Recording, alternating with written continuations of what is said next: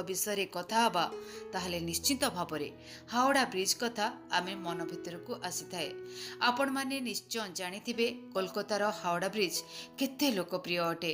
अनेक गुड़िए फिल्म रे मध्य आपण माने एही हावड़ा ब्रिज को निश्चित देखिथिबे, किंतु बहुत कम लोक जानिछंती एही ब्रिज पछरे कोन कहानी रहिछि। तेबे दर्शक बंधु आसंतु जानिबा हावड़ा ब्रिज रो प्रकृत रहस्य कोन अटे। कोलकाता एवं हावड़ा मध्यरे थिबा हुगुली नदी रे कोनोसी मध्य ब्रिज नथिला। नदी पार करिबाकू नौका किंबा डंगारे लोकमाने जीवा आसीबा करुथिले। बंगला सरकार 1871 मसियारे एही हावड़ा ब्रिज तैयारी करिबार निष्पत्ति नैथिले।